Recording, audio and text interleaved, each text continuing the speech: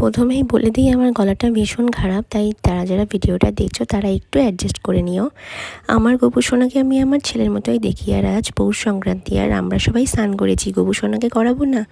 আর তারপরে আমার বাড়িতে এসছে আরেকটা গোপু সোনা, আমার এক বান্ধবীর গোপাল।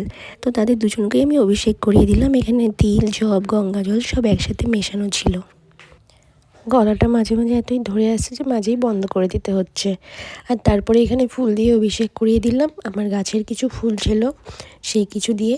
আর তাড়াতাড়ি স্নানটা করে দিলাম। আজকে কিন্তু ভীষণ ঠান্ডা পড়েছে আমাদের এখানে, তোমাদের ওই দিকে কেমন ছিল অবশ্যই জানাবে। আর এখানে স্নান দেখো কমপ্লিট হয়ে গেছে আমার। তারপরে তাদেরকে আমি জামা কাপড় পরিয়ে রেডি করে দিলাম। আর দেখো কত সুন্দর লাগছে।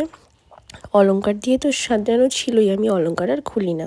তারপরে এখানে সোয়েটার টোয়েটার সব পরিয়ে দিলাম, শীতের পোশাক। আর এখানে দেখো বড় বড় দুটো গাঁদা ফুল দিয়ে সাজিয়ে দিয়েছি। তো কেমন লাগলো তোমাদের অবশ্যই বলবে আমার গোপু সোনাদের। আজকের মতো ভিডিওটা এখানেই শেষ করলাম, টাটা।